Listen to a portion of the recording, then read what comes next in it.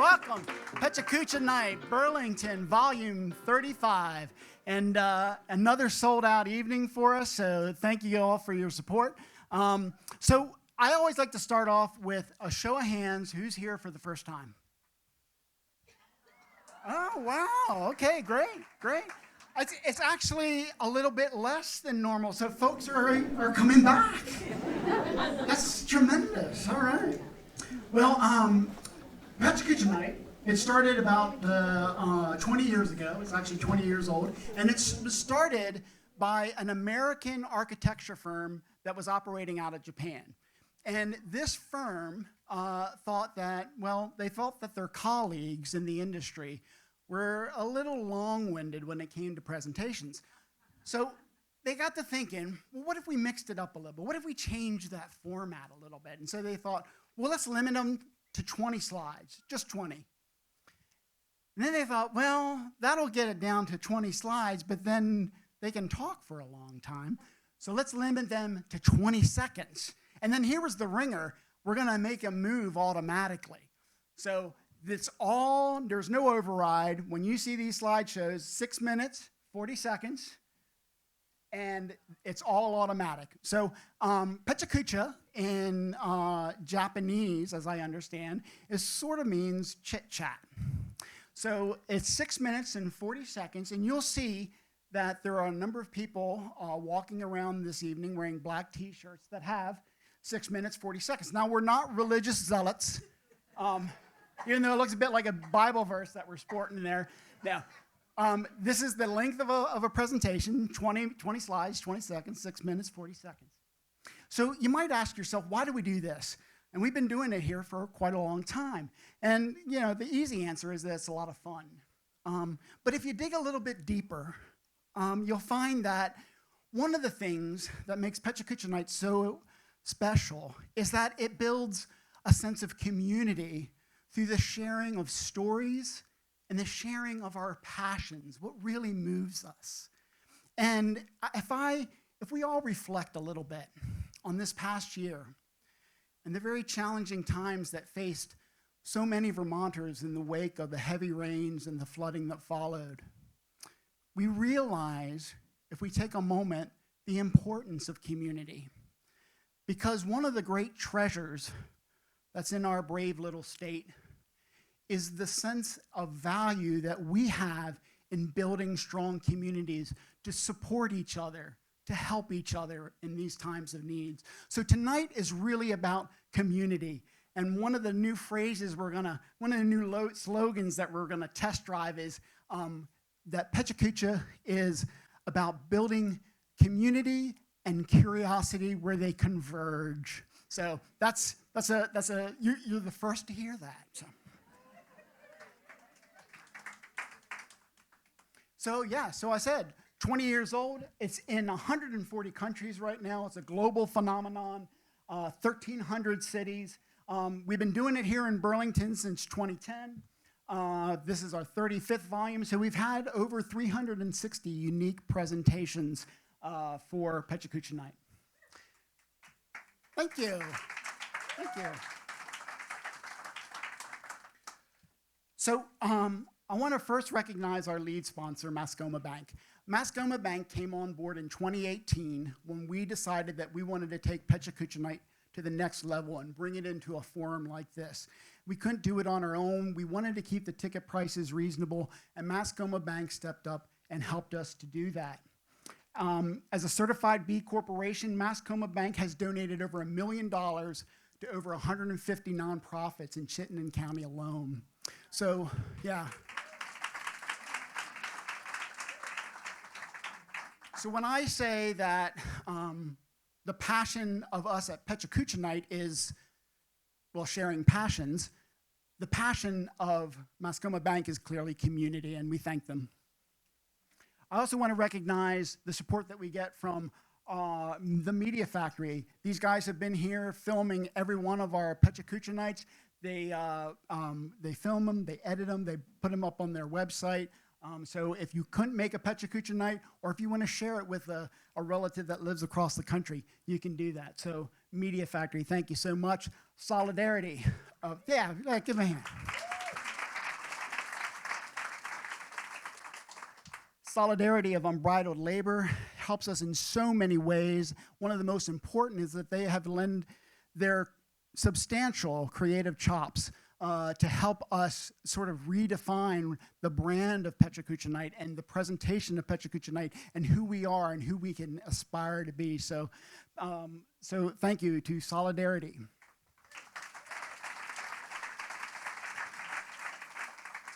And of course, 7 days. 7 days has been with us since the Pechakucha #1 that was held at the Fleming Museum back in 2010. They've been supporting us through all 35 volumes, and they continue to support so many cultural organizations in our community. The creative sector of Burlington, Chittenden County really thrives as a result of the support that 7 days gives us all.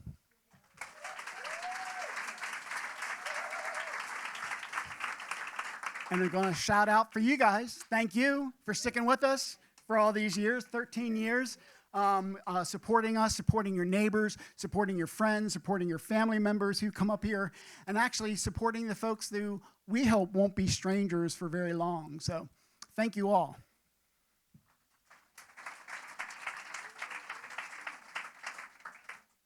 So we got a great lineup tonight. We've got 9 great presenters. You'll notice that we did advertise 10, but COVID did visit upon one of our presenters. Actually, 2 of our presenters, and we had one presenter step up in the 9th inning and help us out. So, yeah. So we have a great lineup of exciting presentations. The way that it works is we do 5 presentations, and then we take a brief 15-minute intermission. We believe in the importance of hydration, proper hydration. There is a bar at the back of the building. And then we'll come back after 15 minutes and have 4 more presentations. You guys ready to begin? All right. Our first presenter this evening, Clark Russell. And the title of his presentation, Friendly Neighborhood Punk Abstract Artist. Clark.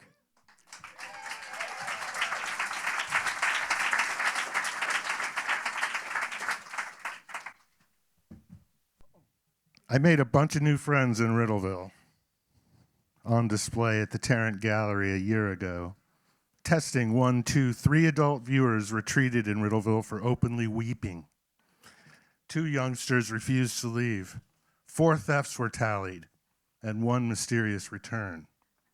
Riddleville's What's It To You award goes to a lovely couple peering into the installation through an outside window, the husband grumbling away about something when his wife announced, "It's time for you to stop talking about it, Stanley. Just get out your soldering gun and start doing it." I decided not to post in the gallery, "Is all that we have worth all we have done?" because I didn't want people seeing the literally figurative sanctuary city of Riddleville through any particular lens. Besides, I just work here, and mainly on abstract wall sculpture and painting collage. And I write lyrics and sing songs in a conscious punk band. Blowtorch played CBGBs back in the day, Burlington in a couple weeks. Blowtorch's musical wizard Bill Mullins and I rocked as teens at UVM. Our college band No Fun led off the first all-ages punk show in Vermont. The Knights of Columbus, having been duped into renting out their hall, a flipping punk rock riot broke out the instant we started our set. Graduating UVM spring 1983, No Fun's final act took place at the Flynn Theater and featured young skater punks main stage diving into the orchestra mosh pit. Bill Mullins and I forged Blowtorch a few years later.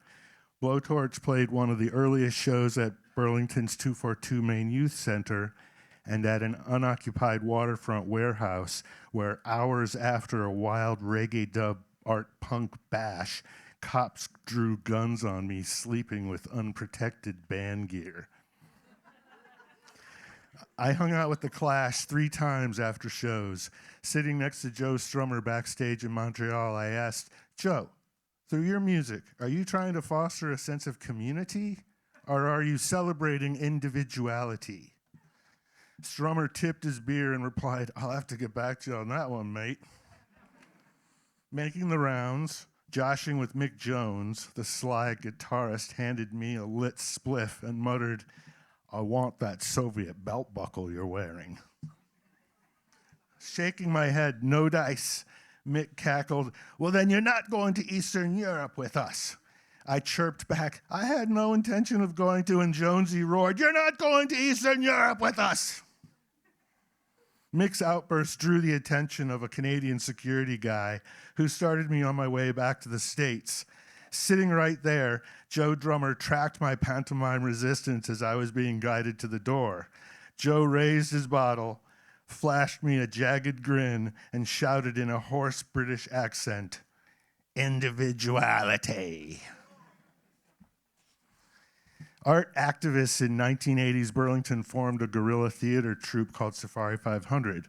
Under a barrage of sounds and hail of poetry, Safari 500 took hostages at shows, executed live paintings on stage, played dead after leading illegal anti-imperialism marches down Church Street. 3 separate cans of red spray paint blew up during Safari 500's run. Improvisational music permeated our Reagan-era art actions. Myself, a collector of sonic samples, Tom Lawson and I founded in the 1990s a sound collage improv ensemble called Recon. We performed live at a toxic waste dump and humongous fish festival, Higher Ground, and here at Flynn Space, Tarrant 2. I play in bands, but art is my work. Speaking with a friend, a stranger entered the conversation and asked me, "So what do you do?" Before I could answer, my friend explained, "He takes things apart and makes it art." Emerson wrote, "Here is the artist himself, improvising, grim and glad." Standing small in my downtown Burlington art studio, loaded up with scrap metal, making wall sculptures is for me like so much atom smashing. Aluminum and steel gets bent, shaped, twisted, cut, and thrown around. I'm looking for what new forms. Noticing structure in the chaos, I'm becoming aesthetically concerned. My artistic remedy includes 51% affirmation and 49% questioning. Nothing good comes easy. The better you want things to be, the more difficult it is to achieve. Let's make it happen. Have to wait and see. Grim and glad simultaneously. I find myself pacing in a clockwise ring around forming artworks on the studio floor. I've seen victorious lions on TV similarly encircling their fallen prey and try not to jump to conclusions. An anonymous viewer wrote of my art in a New York gallery guest book, "Structures suggest destruction of patriarchy." Perhaps I could add that I look to share a vision rather than state a point of view. I aim for frank expression and leave what else to you. My wall sculptures do not proclaim or portray. They would rather sing than say. Abstract in nature, made of real-life matter, drawn from the world, parts unknown, combined, composed, and connected strands, signs of life forms. The resulting artworks are three-dimensional constructs of rhyme and reason, chaos and cohesion, preservation and renewal, reality and potential. Call them transformations, outgrowths, composites, portals, realms. If these wall sculptures raise questions, they don't claim answers. They are not meant to be understood so much as sensed, are not about something else, but are actual themselves. And I won't rest my case until intersectional art is legal in all 50 states.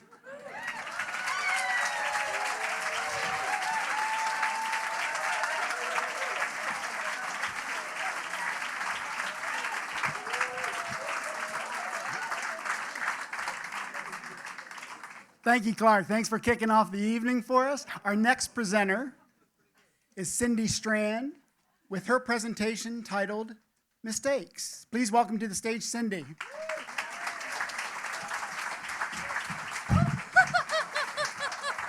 How's that?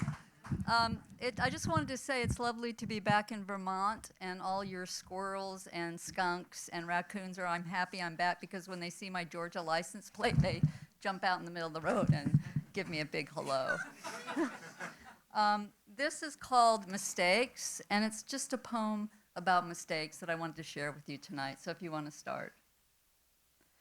I spent a lifetime passionately taking pictures that tell the story of the best and the worst in all of us.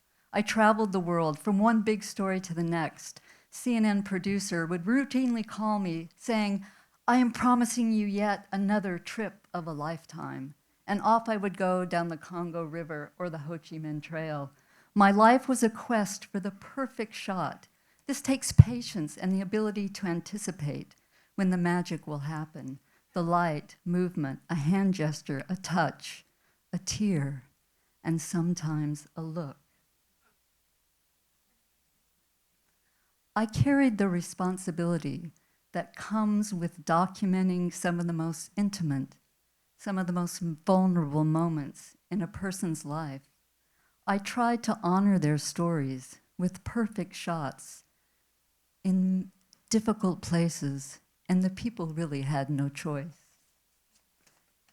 I can probably get a few amens from this crowd here tonight for how many times I said, "Hold on, just a minute, wait a second, look this way," as I bobbed and danced and dipped for the perfect angle.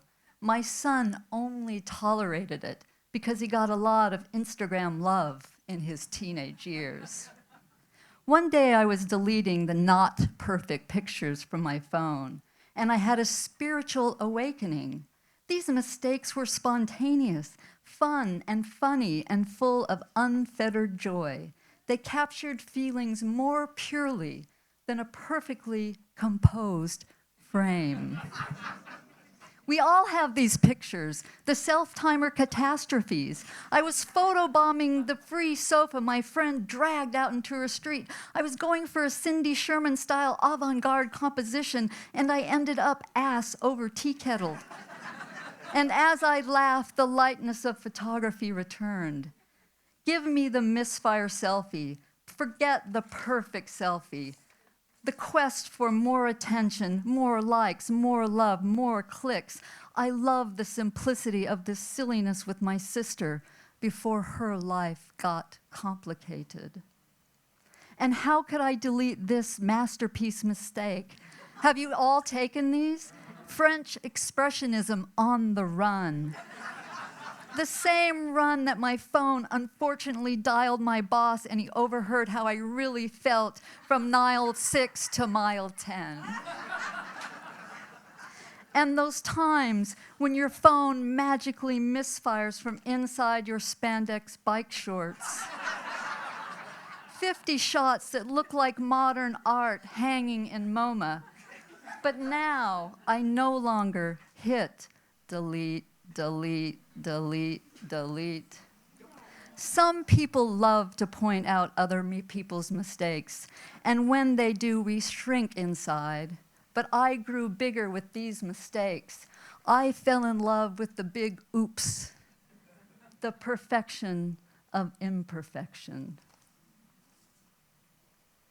And this is my favorite mistake. I have been lucky to walk down many red carpets during my career, award ceremonies and fancy functions with famous people, but nothing is as beautiful as walking down a Vermont red carpet. This is my I don't know why mistake. I don't know why, but it reminds me of my precious childhood. I was wild and free and weird. I wanted so badly for Pippi Longstocking to be my best friend.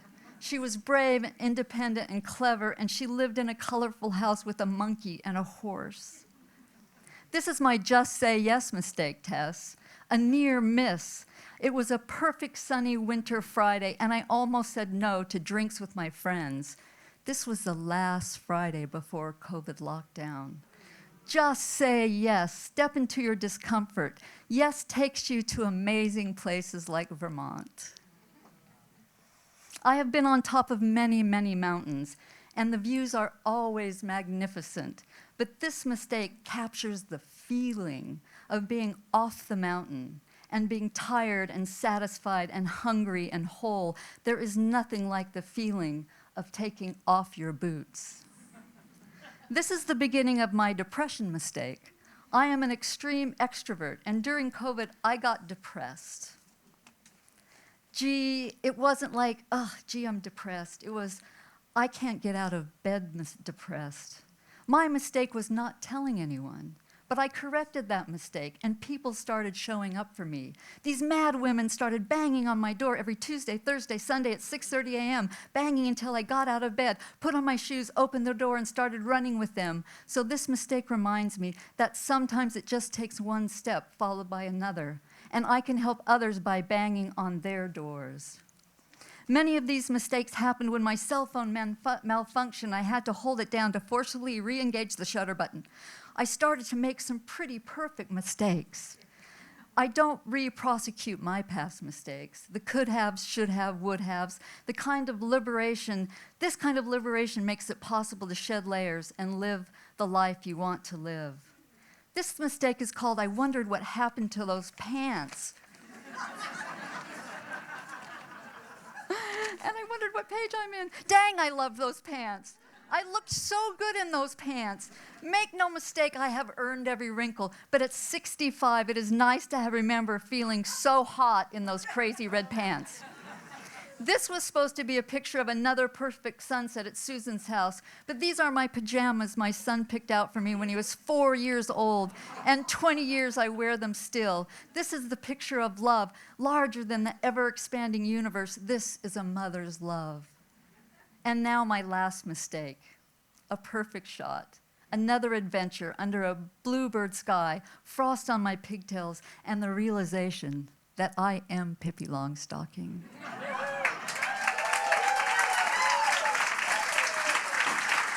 Thank you.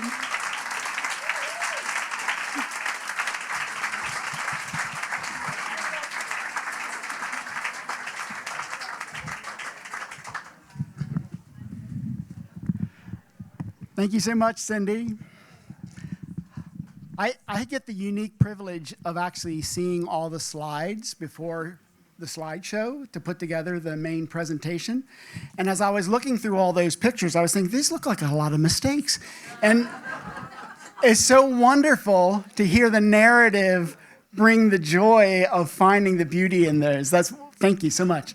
Our next presentation is from Alan Newman, Cars as Sculpture. Alan. Thanks, Chris. As an early teen coming of age in the 50s and early 60s, there wasn't a lot that got through to me emotionally. The hormones were running rampant, and the really two things I cared about were cars and girls. I understood cars a lot better, and that really started my appreciation of cars.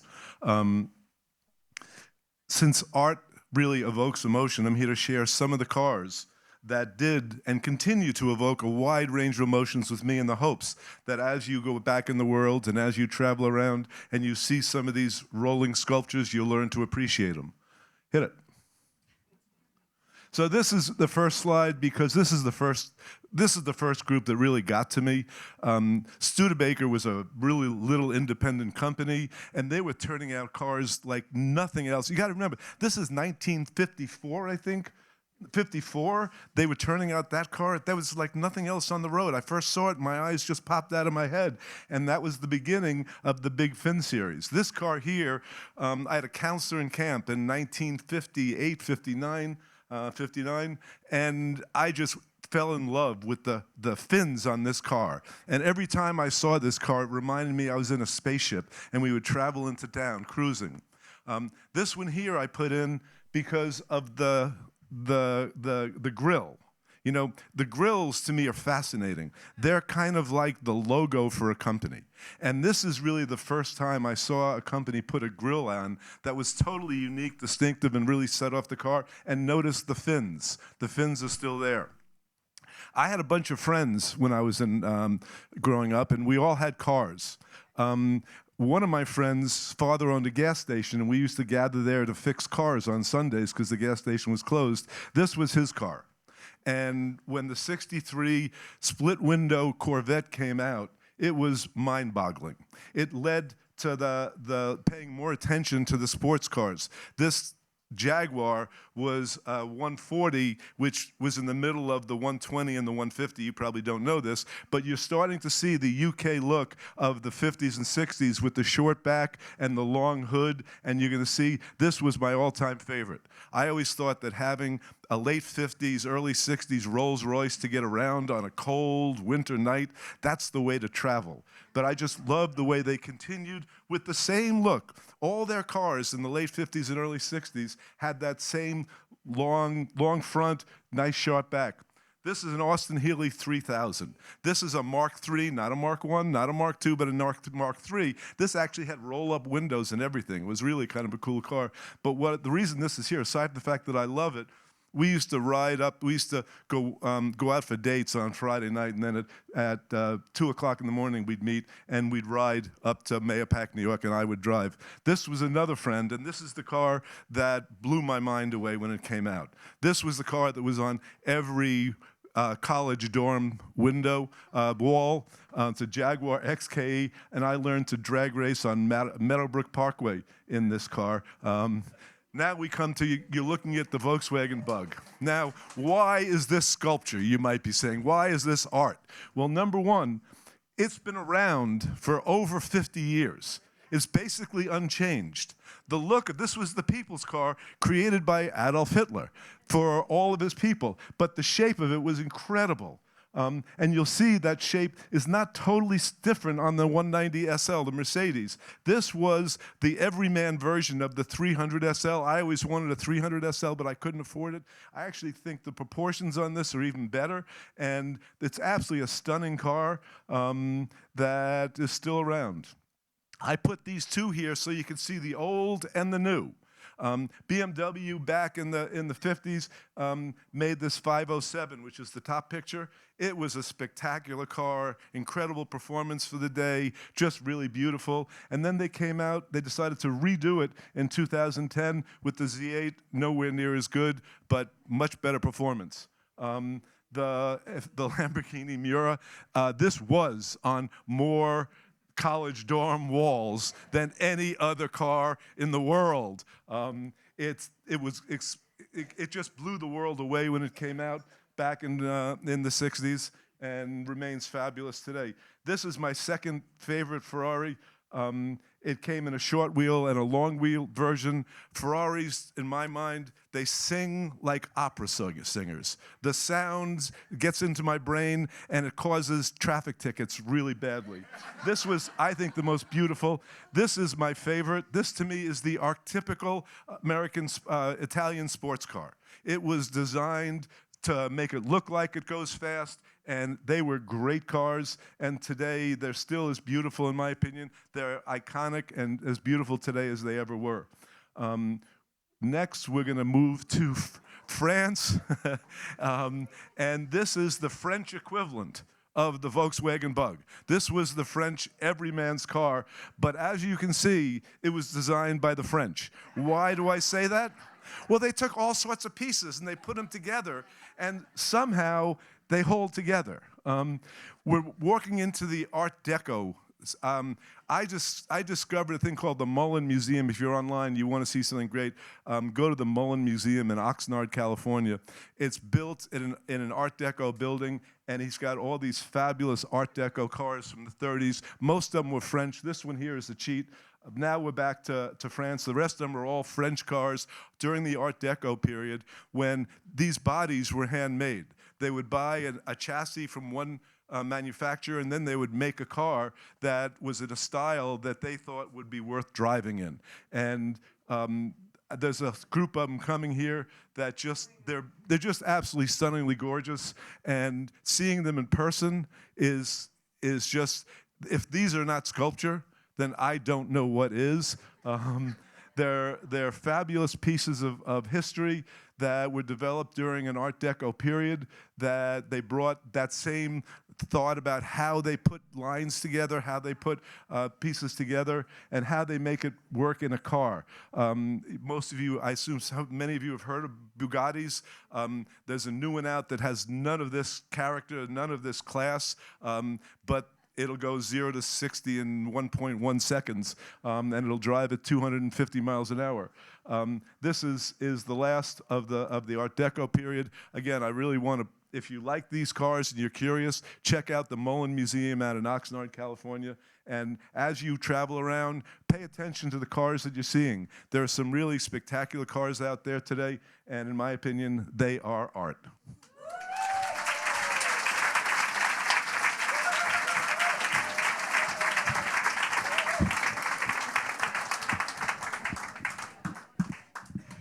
Thank you, Alan. Our next presenter coming to the stage, Lynn Severance. With her,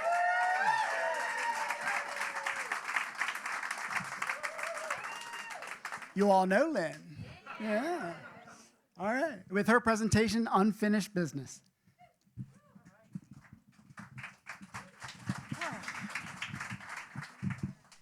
Well, okay, let's do it. Let it rip. Hi, I'm Lynn Severance, and tonight I'm going to tell you about some unfinished business of mine. It's an unfinished quilt. I went to art school to major in metalsmithing until I spent an entire semester pounding on a flat sheet of metal to form a 3D vessel. With no idea of what I wanted to do instead, I dropped out and accompanied my best friend in her junior year abroad to Scotland. This is Scotland. The plan was to find work while Wendy attended the University of Edinburgh. That's Wendy. What I did not know about was the idea of work visas and things like that, so I had some time on my hands. Edinburgh was amazing, but it was also very gray, damp, and cold. It was so cold. I needed a quilt. So I got to work and I designed one, an alphabet quilt. This was my first sketch. Without a sewing machine, I started with an A, hand sewing, applique, embroidery, a little trapunto here and there, and I ended up with Z, skipping 5 letters whose designs I wasn't quite satisfied with. It took me all year in Scotland to make these 21 pieces, but during the making of them, I discovered that I wasn't so enamored with the craft of making. It was the design process that moved me. Almost to the week, 50 years ago, I found the Edinburgh College of Art library. It was a magnificent building full of art and design books open to this unemployable young American, and best of all, it was warm. It was there that I dove into my self-study of design, typography, calligraphy, textile design, color, and illustration, and where I made the quilt design. A light bulb went off for me. I loved the design process, illustrating each letter, working with letter forms, finding fabric in all just the right colors and patterns. Typography, illustration, words, color, 2D design, that's graphic design. That's what I wanted to do with my life. I applied to art schools. I applied to RISD, Pratt, Parsons School of Design, got into all of them, but I decided New York City, Manhattan, was really where I wanted to study design. I rolled up the 21 quilt pieces, tied a big red ribbon around them, and used the quilt pieces as my portfolio to get into the communication design department at Parsons. Once accepted, I set the quilt aside. I had endless projects to complete over the next few years. But this unfinished project wasn't done giving. I spent years ignoring it, and a number of years feeling burdened by the unfinished nature of the project. I also spent way too much time making all kinds of judgments and excuses about why I would never even want to finish it. Like, wasn't the design just too juvenile? I mean, I wanted to think I had developed a more sophisticated design sensibility. Or I had wanted a usable quilt, but these pieces had turned out to be complex and too fragile to stand up to daily use. Very impractical. Or how about this one? With my lack of experience, I hadn't included enough seam allowance in some of my pieces. How would they ever fit together into one big quilt as planned? As the years marched on and the fabric was vintage 1973, modern fabric doesn't quite match up. And since I wasn't satisfied with the designs for the missing letters, I started making lists of B, F, L, V, and W words to inspire better designs. But my heart wasn't in the making part. Oh yeah, I lost all the pieces for a good 10 years, maybe more. Accidentally, on purpose, I don't know. Blah, blah, blah, blah. I could go on and on with excuses and reasons not to finish this project. But there are a few people in my life who every once in a while ask about the quilt and encourage me to finish it. And there is this little voice that pipes up every so often, would you just finish the damn quilt? But, hey, this unfinished project keeps on giving. It cemented my enduring passion for graphic design, and it got me into a top-notch design school. It exposed my judgmental thinking and self-criticism, and it got me up here tonight to face my fears in public speaking.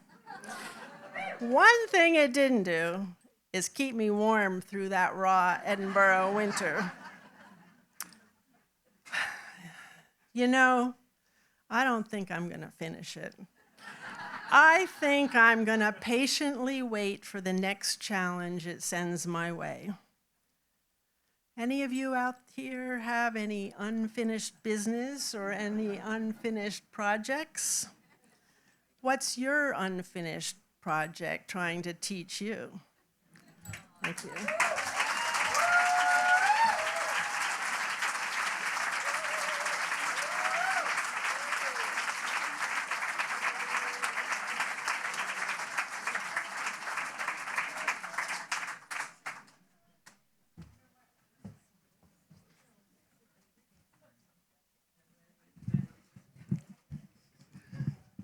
Thank you, Lynn.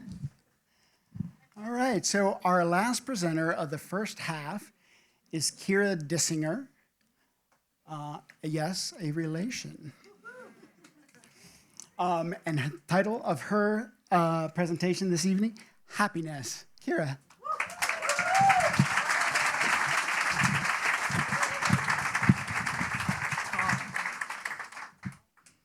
Hello.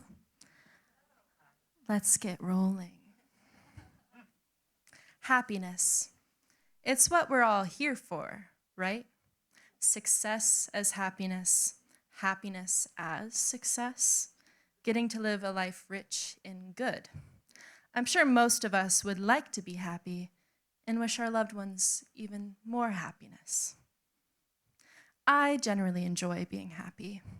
I like feeling good, but not too good, because that's suspicious. My therapist asked me if that's because I think I don't deserve that happiness. I said, no, I fear that the happier I am, the more fleeting the happiness is. I do know for a fact that pleasure is fleeting. The intense joy I get from biting into a tomato just off the vine, feeling my dog's fur as he sleeps, or finishing an episode from my favorite TV show. I love these things, but they only last for so long. Fulfillment, on the other hand, lasts much longer, but the process of achieving it may not include feeling good. Cleaning the bathroom, working out, weaving in the ends of my knitted sweater, or maybe just trying to get out of bed. Pleasure, fulfillment, I seem to be missing something. Contentment, though it is the most fleeting. To me, contentment encompasses the brief moments of absolute peace, like walking through the forest and feeling as though a piece of you has healed.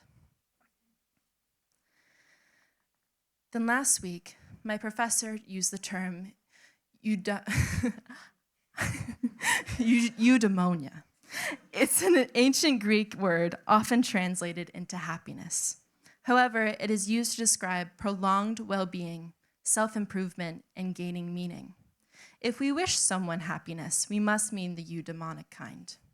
Socrates thought that a virtuous life was the best way to achieve eudaimonia, to be ethically and intellectually wise in every given moment. Though it would be very nice if we spent our whole lives like Socrates in pursuit of a good soul and the right choices, it is not the whole picture. Maybe some happiness is meant to be fleeting. I don't know about you, but if achieving eudaimonia was a sign of a good life, I feel like I might be failing. I don't always make the right choices or have the most intellectually stimulating interactions. I'd like to think that a happy life is appreciating the times where you do make the right choices and have a good moment.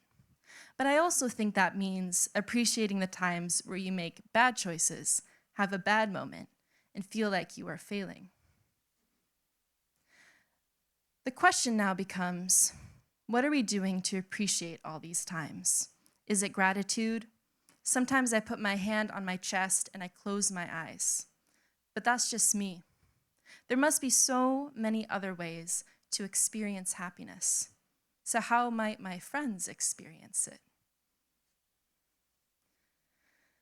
Joe says that he experiences happiness in the moment and chooses not to live in the future where that happiness has already ended.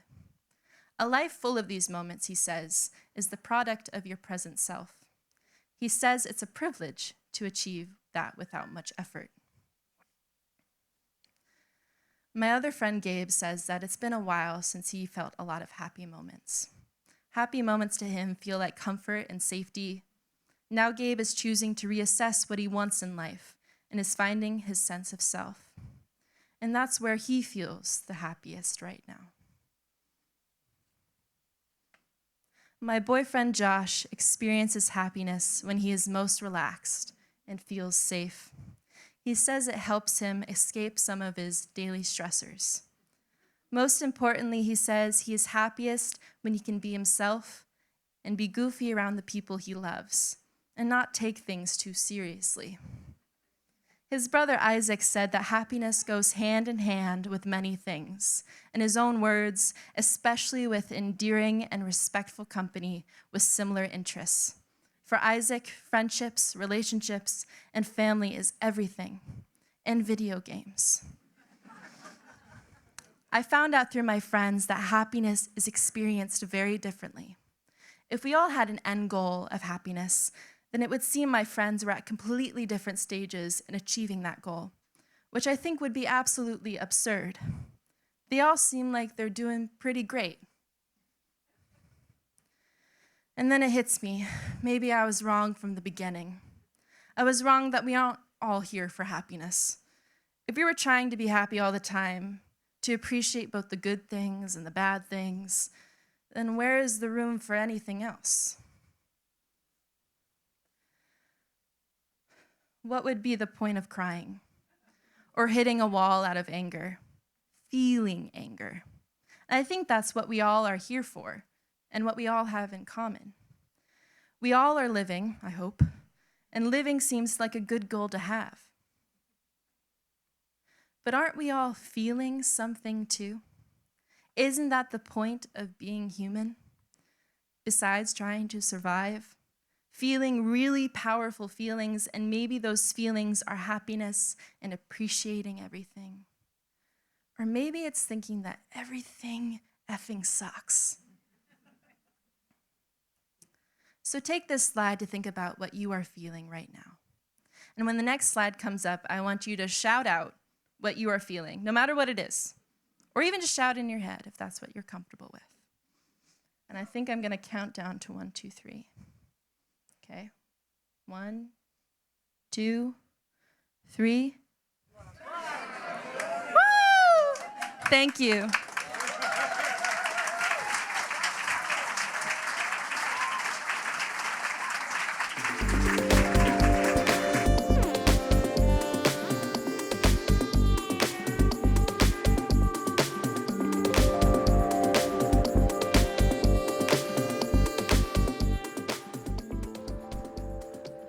Okay. So we're going to start off our second half of the evening with Farine Paris-Meyer. Yeah. And her presentation, Thoughts on the Heart. Farine.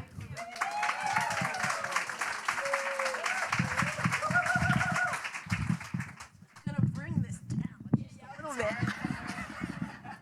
Your daughter's this radiant, tall goddess coming in at a nice 5'2". Before I start, I just want to take a moment to show gratitude for all the storytellers this evening. It is not easy to come up on stage and put yourself out there. It comes with such a risk, hoping that people will hold your story. So to those that have brought their full selves and those that will after this presentation, thank you. Because I was at the library today, and it says, in the end, we all become stories, right? So, yeah. Let's do this. No, I won't let you, my Black queen, question your beauty, your warmth, your grace. No. Not today, my Black queen. Do not be apologetic for how you show up in this space. From the moment that I can remember, my Black Haitian heart has had to gift myself affirmations that I believe are medicine to do this thing called life, to get out of bed. Because unfortunately, no matter how I might see my love and my worth, there are different identities we all hold as humans that are making people put stories on us that may not be ours. I come before you as a proud Haitian daughter of immigrant parents. I come as one, but I stand as 10,000, representing the first Black republic to get their independence back from colonizers in 1804. Right? I try so much to remind myself why I am my ancestors' wildest dreams, that Black is beautiful, that we are worthy, because less than 150 years ago, this country only saw me as 3/5. And I think sometimes when I'm in a conversation with someone, or when I'm trying to be that empowering person for my daughters of color, or when I'm trying to literally put myself in the streets and fight for what I feel is injustices happening right here in the Queen City, I feel the interactions one might have with me as if I'm only 3/5. Forgetting that we as human hold things. I am not shy about, I move through this world with anxiety and depression, counting on a pill daily to help me do this thing called life that loves to turn us upside and down and left and right. And yes, I wish that I could anchor all my energy in thriving. But it seems like these environments that I find myself in simply want to keep me in survival mode. There's this beautiful poem by this poet named Queen Wahid, and she says, all the women in me are tired. You know, and there are so many folks who might identify as women in this room. So it's like, oh, as a woman, I'm tired, but also as a Black woman, I'm tired. And as a mother, I'm tired. And as a business owner, I am tired. As someone who is in the street saying, please see me and my community as more than 3/5. I'm exhausted. But I am no longer accepting the things I cannot change, because that prescription to life is bullshit. Because if we do that, we will be in this constant circle of pain and incompassion and not reminding that we are all worthy of love. And so I channel my Angela Davis, fro fist out. I do what I can. I'm a storyteller.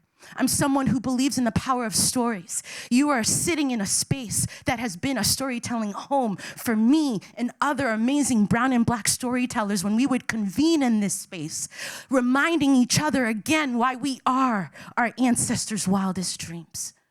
But I find myself, even though I know my calling and my gift is to use this craft, my heart, my stories, vulnerability. I have no problem you seeing inside my heart. But I just hope that what I'm showing you within my heart won't be used to weaponize against me. Because I, like so many others, am searching for love. I, like so many others, have done the challenges and the obstacles and all the various things to show up here and be like, see me, love me, choose me. And I'm so grateful for spaces like this, for stages, whether it's your standard stage like this one or ones that I have found on the sailboats of Whistling Man Schooner right on Lake Champlain. Every summer gifting 50 Black Vermonters a 2-hour storytelling sail, reminding them, do you hear the theme? You are your ancestors' wildest dreams. Because too often, though I want to swim and back float, and do strokes in what I know is amazing Black joy, Black excellent, Black art, where we come together and we exist as we are so deserving of. I try my best to remind organizations in this community, do you just want to be a business in the community? Or do you want to be a community business? And I'm so grateful for the love notes that you can send emails blindly like zero gravity and say, hi, do you know something called Loving Day? You make beer, I spread love, let's collaborate. For those who might dabble at Hotel Vermont, you may have tasted my signature Haitian rum cake. For some, it's just a piece of cake, but that too is telling a story of what it means. In this moment, I can't wave a wand and take all your problems away, but I made this love with cake and intentions, and I hope that it can gift you a sweet moment. I am trying my best to say yes to the different assignments this community wants to give me because I exist here. I'm raising kids here. I'm a taxpayer. I'm a neighbor. I'm so many different things. So yes, I will take the call. I will be your speaker for Juneteenth. I will show up and create dinner series that slow us down to do this, what's happening in this moment, that we are so many layers and fabrics of these vibrant patterns that bring us in how we exist today. And I truly believe, one story at a time, that we can make a difference. But then all of a sudden I'm caught and an obstacle is thrown in my way. This image, I still haven't healed from this image because less than 2 years ago, someone wrote the N-word on my car. And I asked myself, what is it about how loud I love or how I exist or how I want to speak truths that people are in denial about? But you know what? That's not mine to hold because I'm here. I know who I am. I am the ancestry again of the first Black Republic to say no thank you. And I know that I am deserving of not just surviving, but thriving at this thing called life because I come here with deep love. Thank you.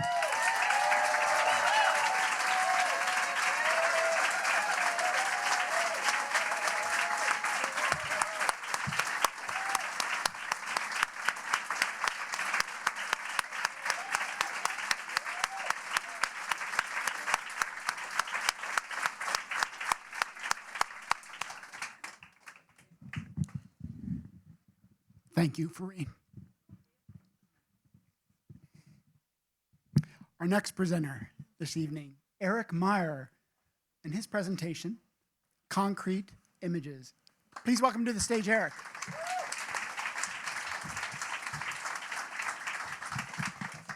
Thank you. I've decided I'm nervous, so if I pass out, it's just a panic attack. These are photographs that I took in Mexico on a trip last year, film photographs. There's a couple of others by other photographers in there too. If you're curious, you can talk to me after. Okay, yeah. Here's a photograph that I took on a residential street in Guadalajara, Jalisco, Mexico. My photography from this trip plays with our impressions of concrete structures in different contexts.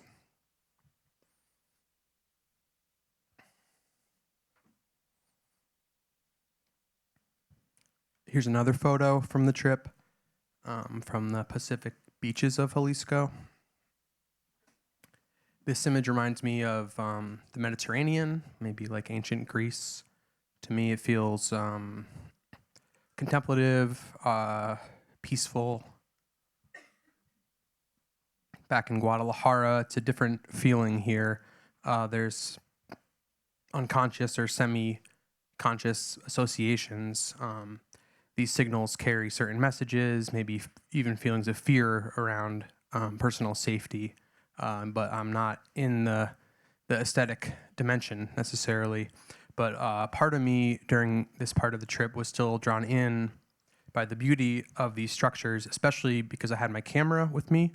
And with a camera, you have the chance to frame the picture, to choose what's in the lens, and that encourages us to think about the compositional qualities of the world around us. I love this one. To me, it exists right at the crossroads of, historical and beautiful, like the beach shot, versus more dilapidated. Honestly, this was from I wouldn't say sketchy part of Guadalajara, but it was a little odd. This is original. Let's see. Oh, my original intent was to shoot the fancy brutalist buildings in Mexico, and this is a photo I took on the way. This is Aero Saarinen's TWA terminal, and here's a historical shot from 1962 when the building was unveiled. This is by the photographer Ezra Stoller, who's an amazing and influential photographer in the world of architecture.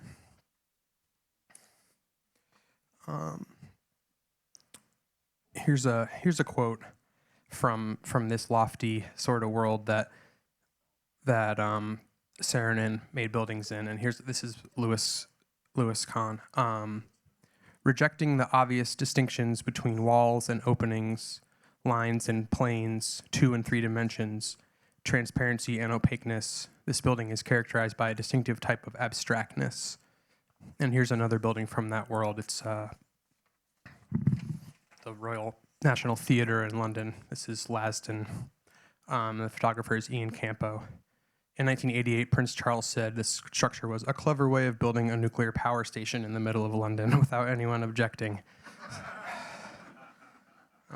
My goal when I visited Guadalajara was just to experience the city. The two things on my itinerary were a soccer match and a trip to the Valentina hot sauce factory. But in the neighborhood I was staying, I began to experience the abstract qualities of beauty in just the homes in the neighborhood that I was expecting to see in Mexico City with the more traditional brutalist kind of lofty structures there. So the mental associations that I mentioned before, they're often subconscious or semi-conscious and pretty deep. You can't just say like, oh, this is going to be beautiful now. But I did find myself starting to experience that in the city. So this is Nuevo Mercado Libertad, which was built in 1959. It was designed by Alejandro Zahn. And what's interesting is when I was on the trip, I was like, oh, I'm discovering this sort of play between high and low art. And then when I got back and did some research, the architects already were thinking that way and already were playing with that stuff. So here's another picture of that market looking down, and they're not trying to make it like the TWA terminal. There's lots of exposed wires, and it's kind of, I don't know, ugly in some ways, but that's just the day-to-day life of Guadalajara. This is a shot I took from above. It's Jalisco is where birria is from. If anyone's had that recently, it's pretty hip in the U.S. right now. It's a stew, usually goat. This is one of the best lunches that I think I've ever had. All right, this is a photo by Erica Siegel of a roof terrace by Louis Barragan. And Barragan won the Pritzker Prize, which is considered to be like the Nobel Prize of architecture. In his acceptance speech, he said, "The lessons to be learned from the unassuming architecture of the village and provincial towns of my country have been a permanent source of inspiration." Here's another of Erica Siegel's photographs from the interior of that same building. In art theory, we might say that this structure exists at the junction of representation and non-representation. In a spiritual practice, we might just call that sublime. I took this photograph of a monument designed by the same person, Louis Barragan, but it was only recently installed. He designed it like 30 or 40 years ago, and it was installed just in a pretty normal intersection in sort of the outskirts of Guadalajara. I found it to be beautiful and only later realized that he had designed it. Here's a church that was under construction when I was there. Barragan said later in the same speech, "It's alarming that publications devoted to architecture have banished from their pages the words beauty, inspiration, magic, spellbound, enchantment, as well as the concepts of serenity, silence, intimacy, and amazement. All these have nestled in my soul, and though I am fully aware that I have not done them complete justice in my work, they have never ceased to be my guiding lights." He continues, "Beauty, the invincible difficulty that the philosophers have in defining the meaning of this word, is unequivocal proof of its ineffable mystery.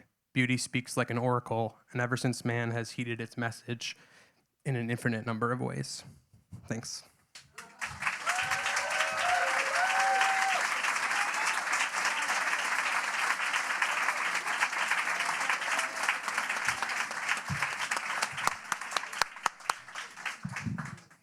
Thank you, Eric. Our next presenter this evening, Frances Cannon. Please welcome Frances to the stage with her presentation on the art of translating science.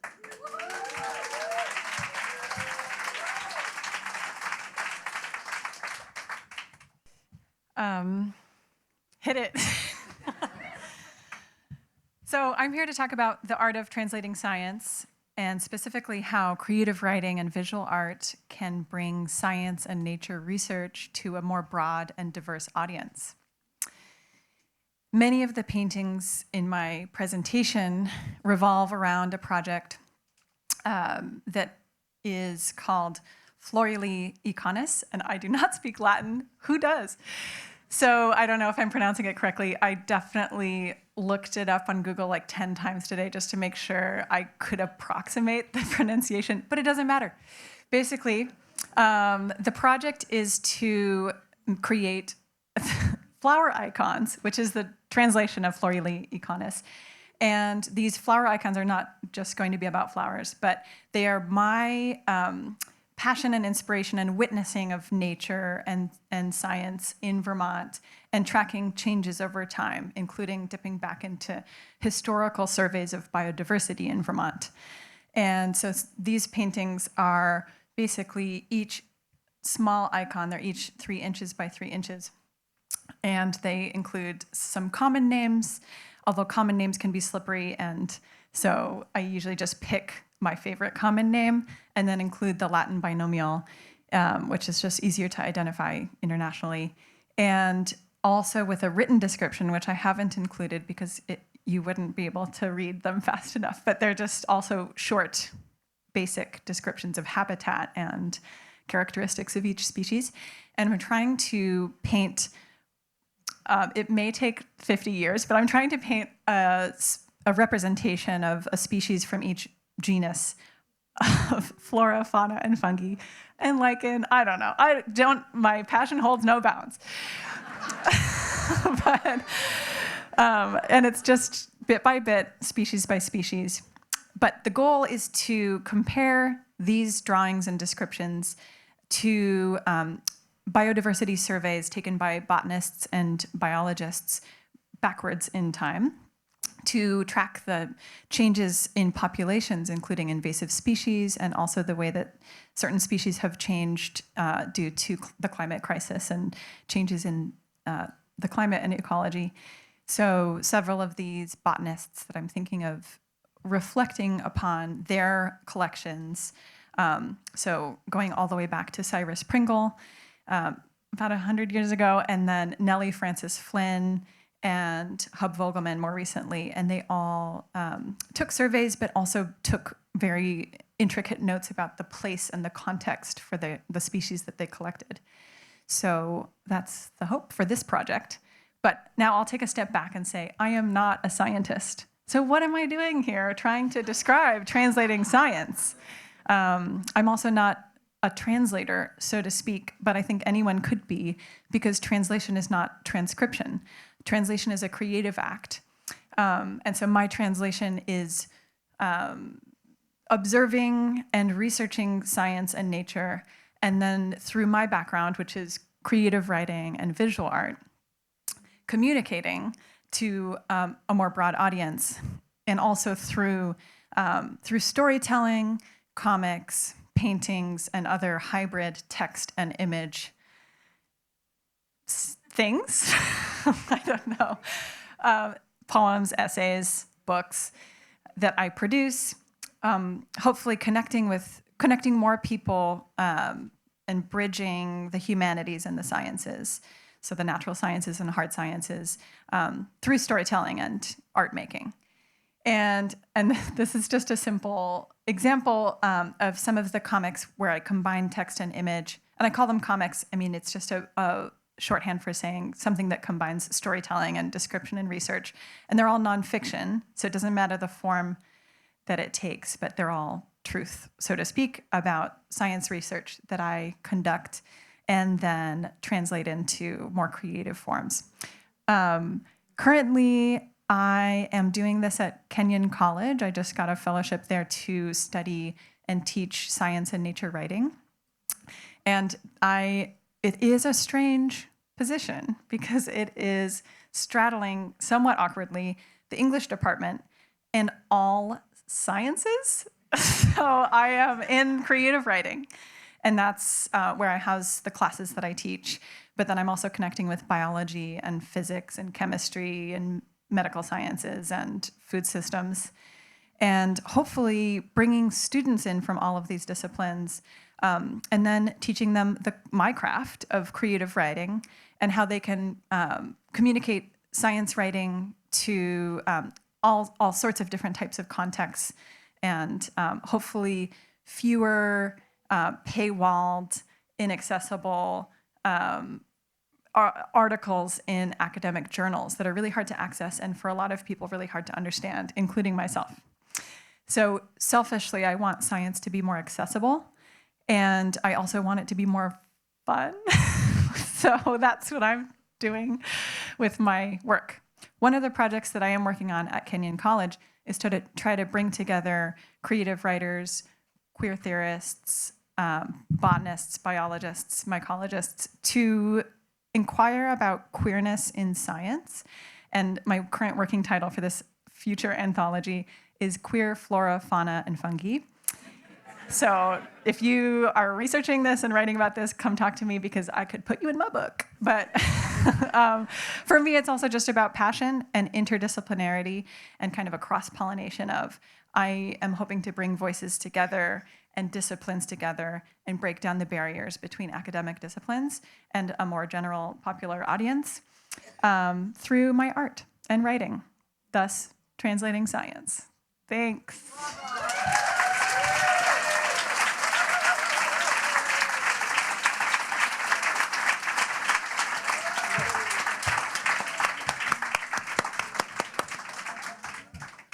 Thank you so much, Frances. So we've come to our last presentation, and I'd like to welcome to the stage Melinda Moulton.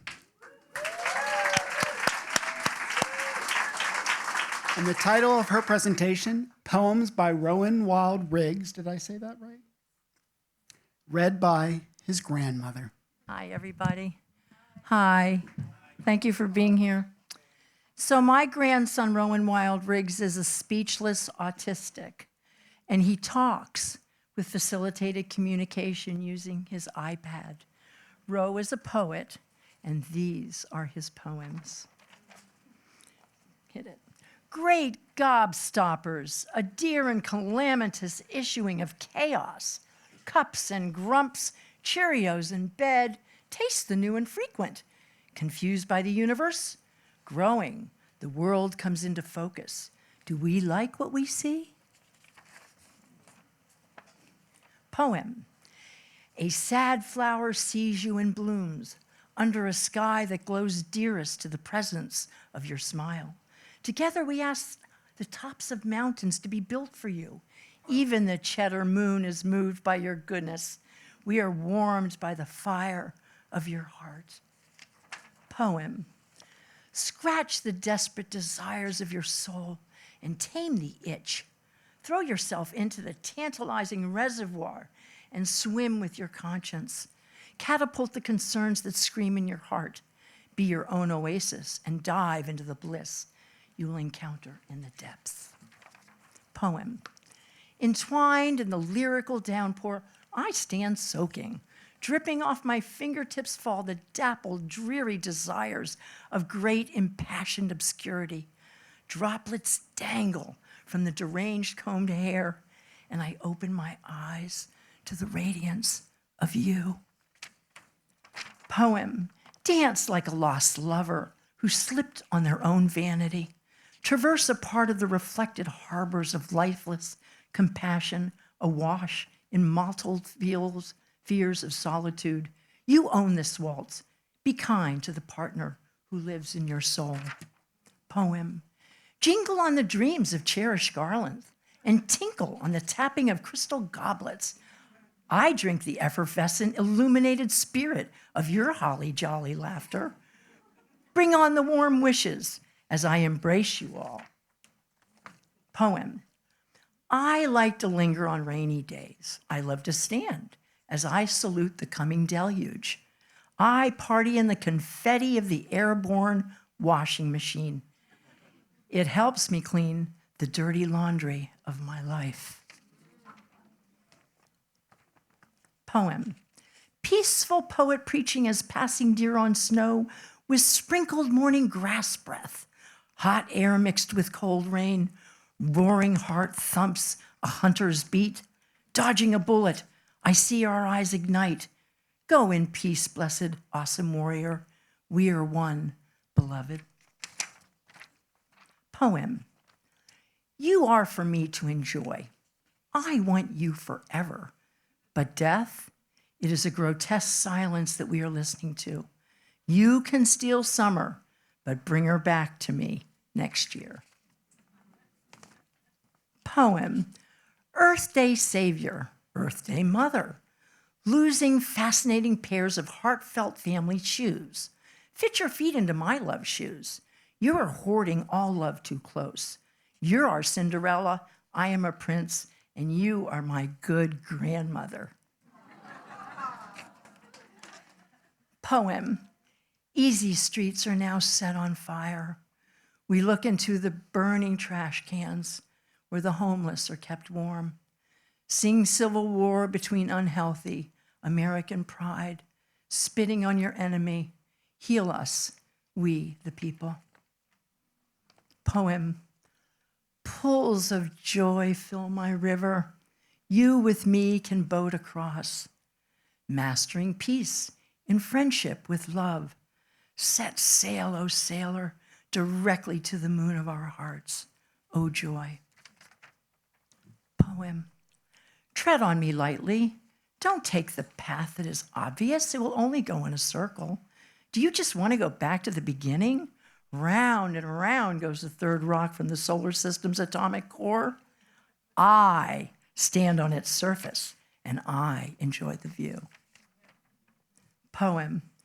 Twirl in tantalizing treble of traveling torrent. Skate on the frothy tempest of the north wind. You, the vessel of the bellow of his lingering lament. The twisting travel that will cover the carpet of warm wishes.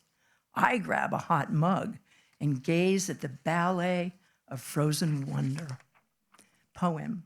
I'm too cool for weekday school, said the free-thinking bunny rabbit, so I'll bask in the fun of the Simpsons' good humor. We read good thoughts. Ring a bell, Ro-Ro, pool friend. Laugh till you spill chocolate milk out of your nose. Laugh with your brother, Phoebe, forever. Eating on a shore with cheese falling on the sand. Resting, I look at the water's edge and dine on hope. A crab just cut the cheese. I hope to get a laugh, but no one sees what I see. Hope is the strength you find in falling stolen food. Poem, love is the answer. Always bright sun and good-hearted smiles. Deep thoughts into your piano. Stretching, we reach together to the bright sun. Your heart beams are radiant. I am happy sunbathing in them. Poem, give what you can to the winds to scatter like turbulent leaves, twirling and shaking and floating about. They disperse to everyone and give us hope. I want to dance in the leaves, and I want to offer them to you. Poem, sprinkle brightly and float around, touching down and growing up, bursting open and consuming, crashing tide, washing back a stagnant melancholy. Whistle about our tune, it is elemental.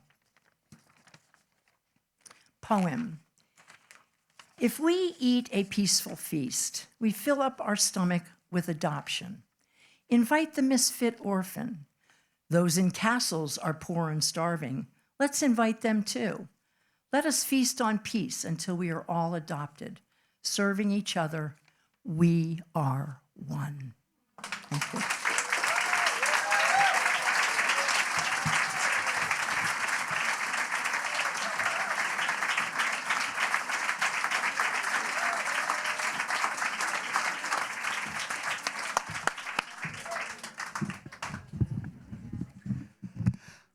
Well, what a special night we all shared. Let's give another strong round of applause.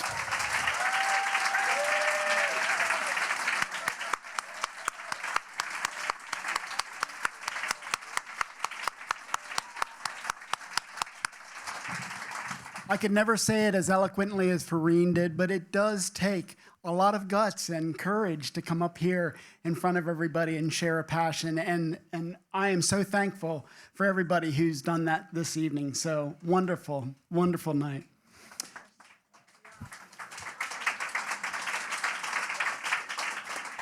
So just a couple quick notes as we wind up. The Media Factory website, these are where you can find the videos of the presentations tonight and from presentations from the last 13 years, really. So if you're ever interested in looking something up or sharing something that really inspired you tonight, this is where you go. They'll be up in a couple of weeks once they get edited. Okay, we know you do. It's itching in the back of your head right now. You're like, oh, could I do it? Could I not? You can do it. You saw it tonight. So please, come on up. Find anybody who's got 640 on their shirt, and we'll help you out. We're here for your support. We support you in this process. So please, we'd love to have you share your passion. And then we have a brand new website. It includes all things Pechakucha. You can learn how to present. You can learn about upcoming events. There's a video there that shows a bunch of past presenters and why they got involved and what it meant to them. So please take a visit. And there's also some highlights. Thanks again to our sponsors.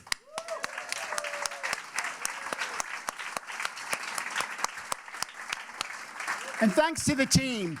If you want to be a part of the team, come up, see me. We'd love to have you join us. Thank you all. Have a great evening.